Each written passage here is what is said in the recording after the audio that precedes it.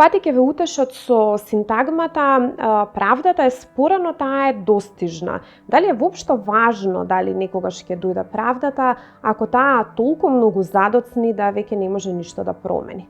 Таков е примерот на Бранко Брковиќ, кој носи ненадоместливи штети од тоа што пред неколку години бил неправедно обвинет дека направил семено наследство. На крај, во текот на судскиот спор и судскиот процес, успеал да ја докаже својата невиност, меѓутоа, оние кои што го обвиниле лажно за тоа кривично дело, никогаш не одговарале пред законот и никој не сноси последици, ниту презема одговорност за тоа што овој човек не само што потрошил време, пари, го потрошил сопственото здравје, туку и толку се отуѓил од сопствениот син, да сега веќе не може да воспостави никаква конекција со него.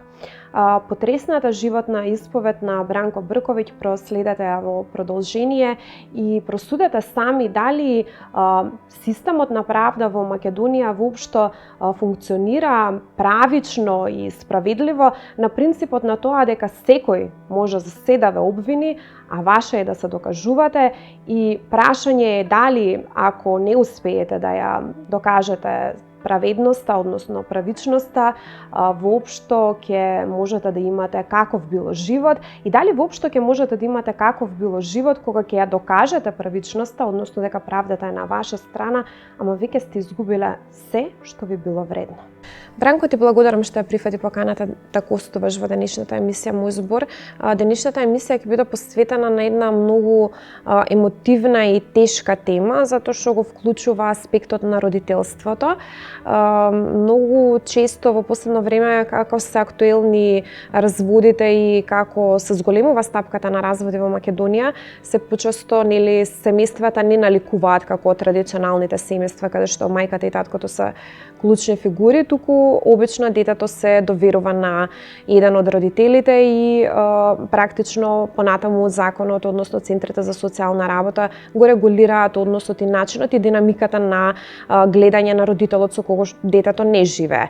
Вашиот пример е навистина тежок, неколку пати во јавноста се боревте да се слушна вашиот глас, дури и по вашата биографија и вашиот живот е напишана книга. Кога почна отуѓувањето на вашето дете? Кога забележавте дека детето се отуѓува од вас? Па вака, детето почна да се отуѓува кога изби проблем со епидемијата со коронавирусот. Значи, до тогаш мојот син имаше 3,5 години, имавме прекрасни средби. Детето едва и чекаше да го земам од градинка, да го шетам, како и секој родител да му возможам се што е во моја моќ. И кога изби пандемијата со коронавирусот, градинките ги затворија. Нормално детето остана дома. Мојата бивша сопруга тогаш самоволно донесе одлука за детето да не го дава на средби, иако имаше известување од Центарот за социјална работа дека средбите не смеат да бидат прекинати, туку да се одвиваат согласно законот, бидејќи тогаш мислам дека после 17 часот имаше полициски час, па не смееше да се движиме, значи можеше да се отварат средбите, да речеме од 14 до 17 часот. Меѓутоа таа самоволно ги прекина средбите, не го носеше детето во градинка, јас едноставно 6 месеци немав никаков контакт со мојот син. Во меѓувреме таа веројатно почела да му збори лоши работи за мене. Кога во септември месец 2020 година почна да работат градинките, мојот син дошол во градинка, почел да плаче, го прашале зошто плачеш, тој на воспитувачката и кажал дека мајка му кажала дека татко му е починат, дека е умре. Веднаш ми се јави воспитачката, ме пушти на Вибер да ме виде детето. Детето беше многу среќно што ме виде. Му кажав дека во четврток ќе дојде тато да го земе, пак да се дружиме, да се играме, да се шетаме заедно. И детето едва и чекаше да го земам. Така барем кажа. До тогаш се беше во ред. Тој четврток, не се сеќавам точно датум, знам септември беше дали 17-19, така нешто. Отидов таму, пред мене дојде мојата бивша сопруга таму и го водејќи го детето, значи не дозволи јас да го земам детето од градинка, како што беше по решение, туку кога излегуваше таа од градинка, исценира пад, почна да легна долу на земја, почна да писка, детето нормално како секој дете почна да вреска по мајка му и така да се вознемири и не испадна ништо од средбата. Бев во полиција, го пријавив случајот, мислам се јавив и на интервентен тим во Центар социјални работи, тие ми кажа пријави во полиција. Пријавив јас сето тоа, меѓутоа ништо не испадна. Наредниот ден бев пак во Скопје, отидов да се видам со директорката, да ја објаснам за инцидентот што се случи претходниот ден. Детето едва и чекаше, мислам детето беше во градинка, бидејќи по решение немав тогаш право да го гледам, го игнорирав, едноставно тој се играше во дворот. Кога завршив со разговор со директорката, кога си одев према моето возило, детето ме догледа од дворот и почна да вика: "Еј, тета Зора, ене го татко ми, тато" и почна да вика и трча нека оградата. Јас дојдов до оградата, го поздравив како си, сине, добар си, ова, она. И детето ми каже дека ете го постригле, дури го викне едно другарче да ме види, еве види го татко ми, значи како и секој дете и тој сака се пофали дека има татко. Тоа беше последен пат што го видов.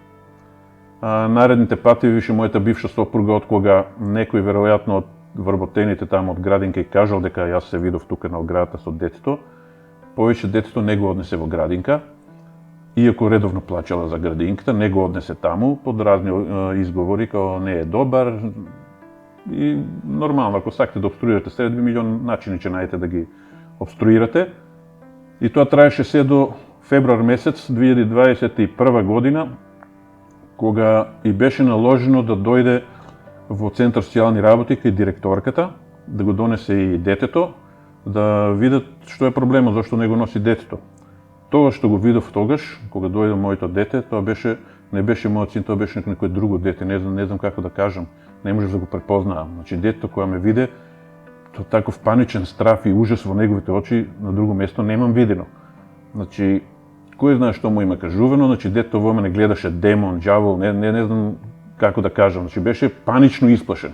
Го внесува во просторијата, значи директората го зеде му објаснува за еве го тато дошол овако онака, тоа беше повеќе мачење, значи детето беше што ви кажувам, значи тоа беше некој друго дете, не е тоа дете што јас го знаев последниот пат кога го видов.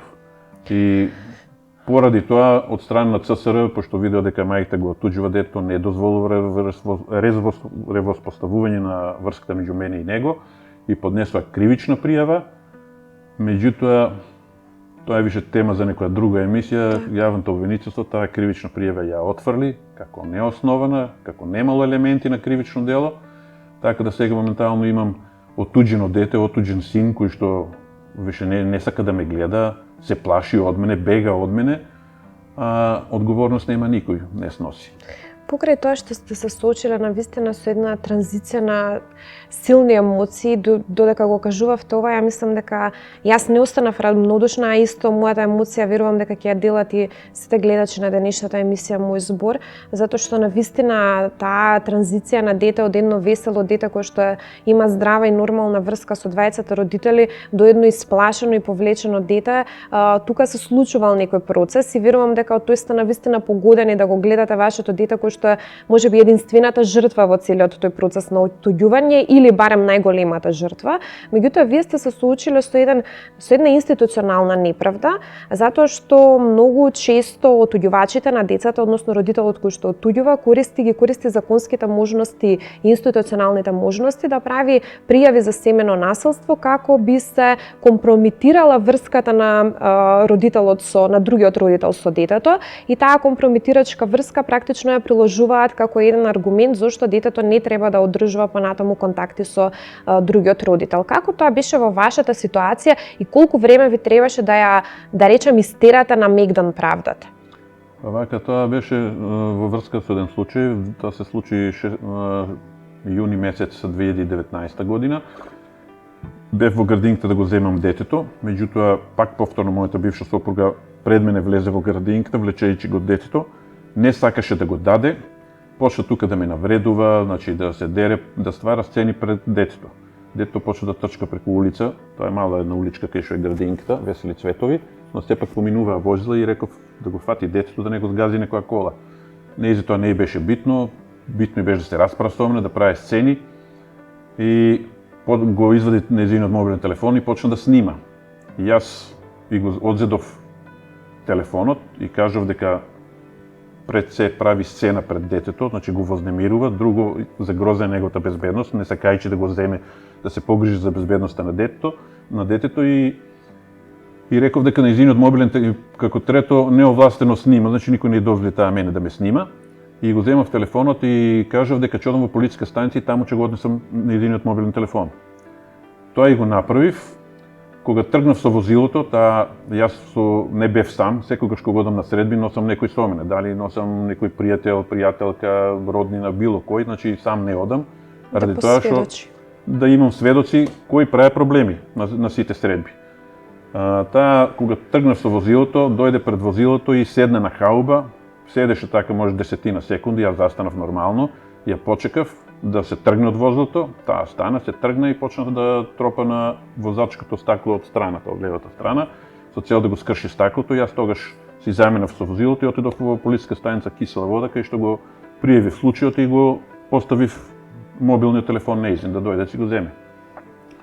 Таа после мене дошло во полициска станица и пријавила дека јас на улица сум ја тепал со шамари, со боксови пред детето и на крајот сум ја прегазил со колата. И сум им го зел телефонот и сум ми го фрлил на земја.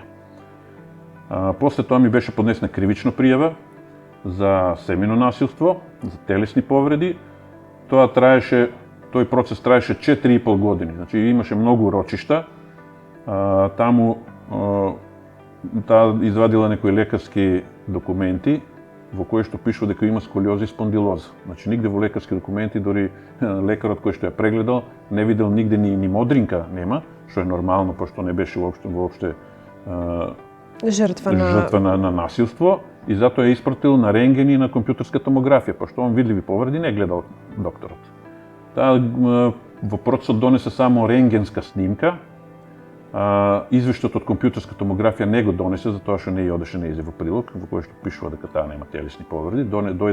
Поднесела само рентгенска снимка и во кој што пишува дека има сколиоза и спондилоза. Тоа е резултат на меѓутоа не се знае причинителот, така, ни кога настанала таа промена на состојбата. Кога почна, го водеше една судијка, па после 2 рочишта судијката се смени, дојде друг, предметот го пратија кај друг судија, таа го водеше процесот, при што можам да замерам дека јас донесов и сведок за случајот кој што беше присутен таму да потврди дека немаше никаков контакт меѓу мене и неа.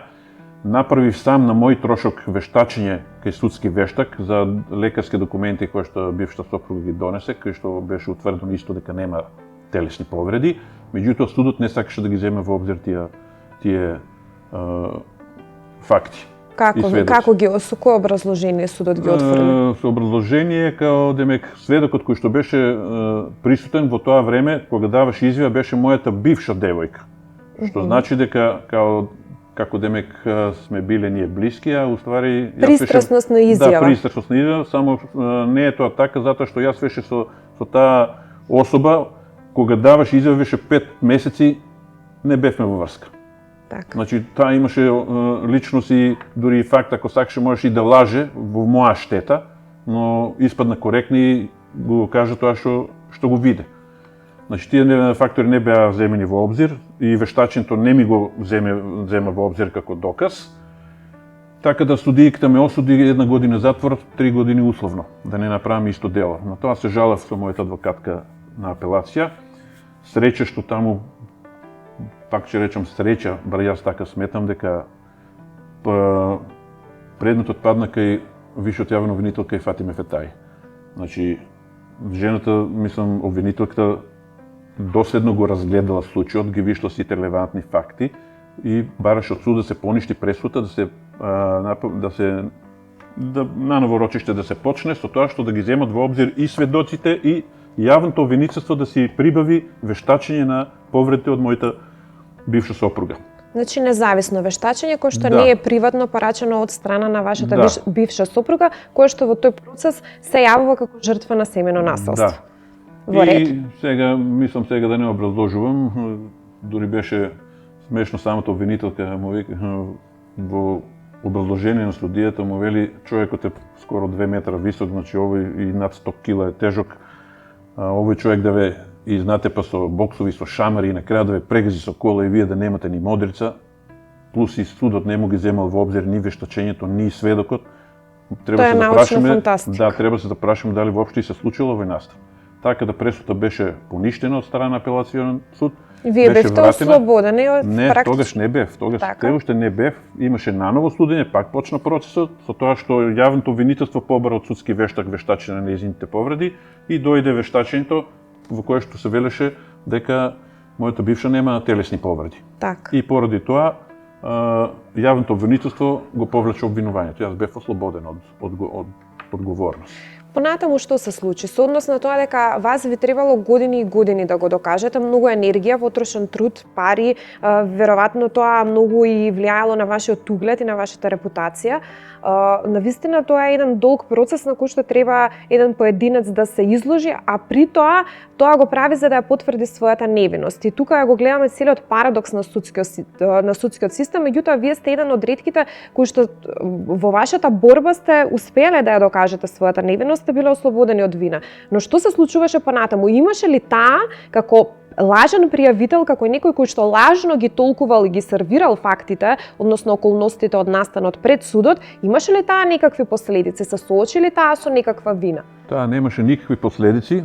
Мене ми е чудно затоа што секогаш кога почнува судење, судијата ги предупредува двете странки дека лажно пријавување и лажно сведочење подлежи на закон. Значи се сноси одговорност и кривично се одговара за лажно сведочење и лажно пријавување на настан. Сега од кога се утврди дека мојата бивша сопруга лажно ме обвинува, јас не знам зошто нити обвинителство, нити пак судот ја теретеа за лажно сведочење и лажно пријавување на настан. Целиот настан мислам, цела процедура, јас изгубив 4,5 години од животот, влечејќи се по судски ходници. Поради тоа, бидејќи самите институции не застануваат во одбрана на законот, поднесив преку мојот полномошник кривична пријава за лажно пријавување и лажно сведочење против мојата бивша сопруга. Кривична пријава беше одбиена од јавно обвинителство со образложение дека делото било застарено. Јас на тоа се жалав до Висше јавно обвинителство.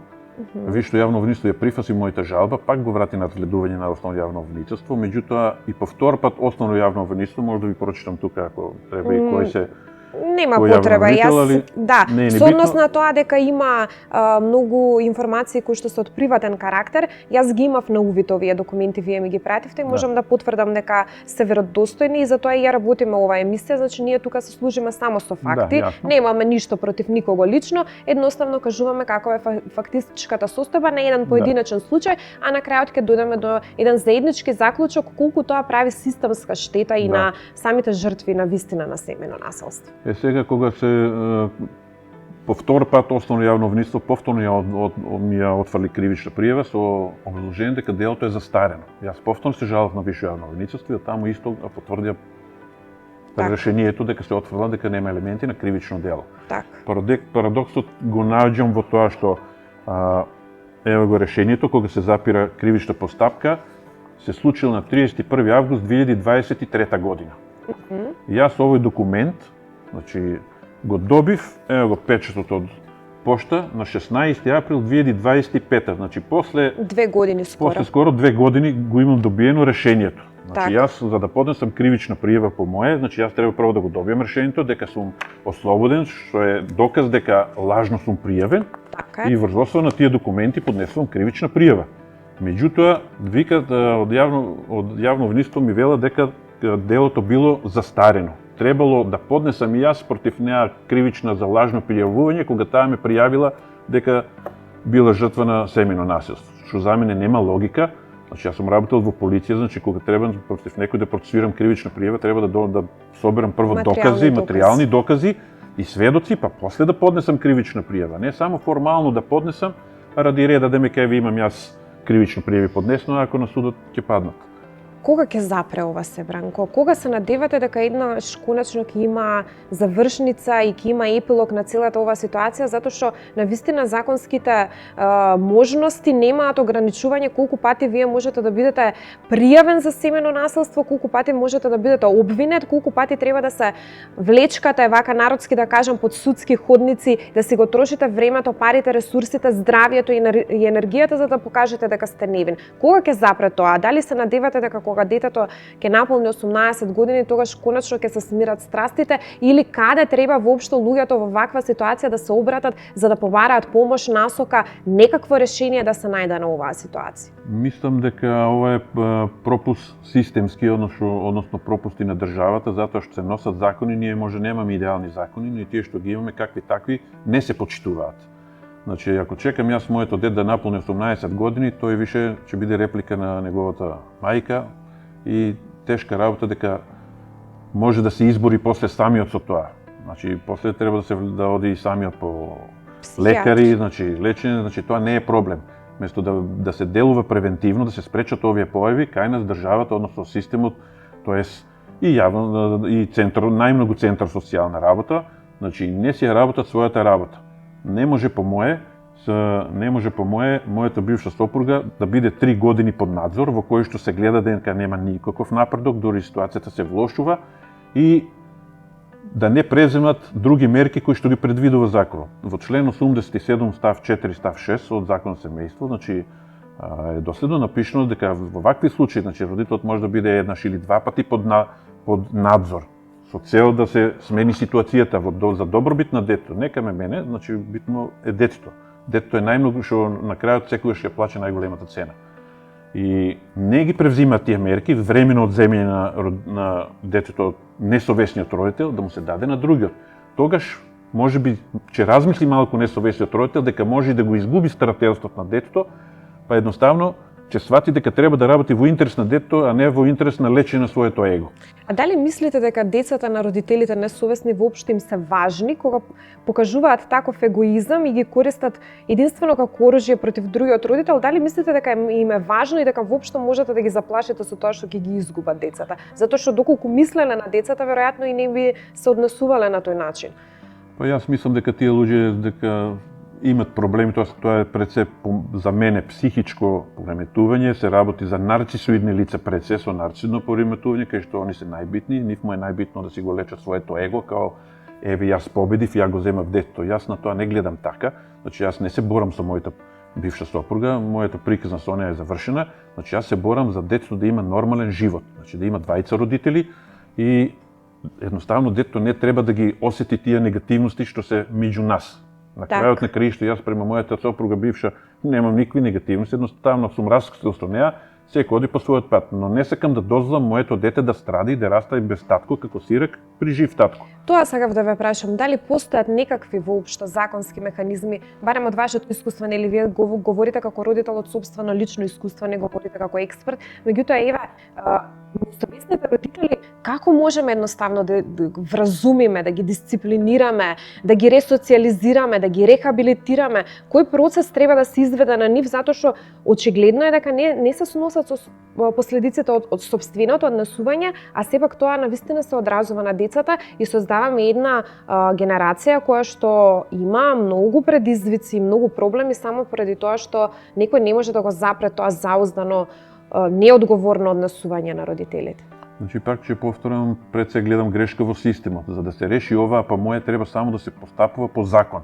Значи ништо повеќе. Јас барам само постапување по закон, не барам преку леп погача. Значи ако се превземеа мерките сите кои што стојат на располагање на закон, тогаш детето немаше да биде отуџено. Значи јас ако детето како прво мене не ми е дадена шанса како родител да се покажам како родител. Значи, ако детето биде, јас стално велам, детето која би било кај мене, значи детето ќе има и мајка. Значи, јас никогаш нема да правам обструкции да се гледа каква таква, таа му е мајка. Тоа ми е мене јасно. Меѓутоа, ако тој остане со неговата мајка, тој како што оди вака, ќе расти како сирак без татко. Од кој аспект го велам ова да се постапи само по закон? Сега исто и со Safe City, се возеше по Скопје 100-150 на саат, еве сега доаѓам во Скопје, гледам сите се влечат 50 на саат. Значи, ако се постапи по закон, секој му е страф да плати од джепот. Значи, се знае санкцијата која е. Родителот во мојот случај, неодговорниот родител, значи 3 месеци под надзор, пак уште 3 месеци под надзор. Не може да биде 3 години под надзор, а ништо не се менува. Тоа е временски период. Детето е живо суштество, расте, се развива, тоа не е фрижидер да го исклучиме од струја и после 5 години да го Па и фрижидерот повторно да го вклучиш ако не работи 5 години, веќе ќе има некој како ќе работи. Така е. Така да, значи, ако се постапило по закон од страна на Центар на социјални работи Скопје во овој случај, значи, ако мајката не е неразумна, тогаш детето требаше времено да и се одземе и да се додели кај мене. Така Белкиче сватеше дека има шанса да го изгуби старателството, па немаше да прави проблеми. Меѓутоа, со таков начин на работа како што работи Центар социјални работи, неа само ја стимулира да го прави тоа што го прави, да го отуџува детето. И на крајот, крајниот епилог е отуџено дете кое што бега и го мрази својот татко. Нека ми каже еден психијатар, нека дојде, нека ми каже кое дете се родило со омрза према едниот родител или према 20 родители. Така, не постои. Значи, детето е празна табла, што ќе напишеме, тоа ќе биде напишено. И јас се согласувам со тоа и навистина вашата лична приказна е многу трогателна и верувам дека има многу луѓе кои што се наоѓаат во ваша ситуација и просто ќе ве разберат во низ какви се тегобности и маки треба да поминете нели за да се справите со ова. Еве вашата борба не завршува тука, сепак се надевате дека ќе можете да постигнете вашето дете да расте покрај вас, односно да ги има и двајцата родители како што рековте во вашиот случај. Она што мене многу како новинар ме засега тоа е дека постојано во јавноста се говори дека растат пријавите за семејното насилство и тоа се зема како коначен индикатор дека семејното насилство е во пораст. Меѓутоа кога ќе слушнам вакви приказни дека се водел судски процес, дека се донела, се установило дека не постои никаков елемент на семејно насилство, дека се ослободени од вина луѓето кои што се теретеле за насилство, сваќам дека практично бројот на пријавени случаи, бројот на осудени е навистина многу мал и верувам дека злоупотребата на законските можности за правење на пријави за семејно насилство е огромна и со тоа се практично окупираат институционалните капацитети да не може да работат со вистинските жртви на семејно насилство, затоа што некој навистина чека помош и му е неопходна, кој што навистина се наоѓа во центарот на жариштето, секојдневно неговата безбедност и живот се доведени под прашање без разлика дали станува збор за жени или за деца кои што треба да се заштитат, меѓутоа од друга страна имате лица кои што го злоупотребуваат законот, прават лажни пријави и со тоа го окупираат институционалниот и механизам да може да реагира таму каде што навистина е потребно. Тоа е можеби поразителното за целиот систем и за сите нас кои што живееме во тој систем, а вашата лична приказна мислам дека ќе потикне многу прашања и многу дискусии. Верувам дека и во медиумите ќе се дискутира понатаму за сите последици и сите, да кажам, пропусти кои што се детектираат во начинот на функционирање на системот, па и законските решенија на крајот од краевите. Ви благодарам многу што зборувавте денеска вака отворено и срдечно и искрено со вашата исповед за верувам тоа што најмногу ве боли во животот и се надевам дека испративме некоја поука до гледачите. Па јас се надевам, ви благодарам на поканата и се надевам дека институциите конечно ќе префункционираат, не да не гледаат нас како странки, овие што сме брачни парови разведени, туку и дека ќе делуваат пред се во интерес на детето. Ние како возрастни може да се носиме со нашите проблеми и со се оно што го носи животот, но деца се незаштитени. Во овој случај најтрагично е што државните институции затајуваат баш во заштита на најранливите групи на граѓаните, тоа се децата. Затоа што децата се мали, нити знаат да одат по адвокати, нити по судови. Така да се надевам дека институциите конечно ќе проработат и да работат во интерес на децата. А оние кои што се несовесни да си сносат одговорности и тоа јас би предложил и ригорозни казни, ако сакаме да престане ова и конечно да имаме здрави поколенија да растат како што треба со двајца родители. Така, се согласувам, тоа е вистинската порака што можевме да испратиме на крајот од разговорот и ви благодарам уште еднаш. Благодарам на поканата. Медиумите не се суд. Ние не сме тука да заклучуваме кој е во право. Тоа дефинитивно им го препуштаме на судовите, меѓутоа дефинитивно во оваа животна исповед многу од вас ќе се препознаат и медиумите се тука да испратат една важна порака, а тоа е дали воопшто има смисла да се започнуваат судски спорови кои што траат до бесконачност, дали е воопшто на крај важно кој ќе биде во право и дали судската пресуда навистина кореспондира со правдата. За сето тоа судот ќе го даде гледачот, а јас ви закажувам повторна средба веќе наредната недела со нови теми, нови гости и нови содржини. До тогаш ви посакувам пријатна работна недела. Се гледаме повторно.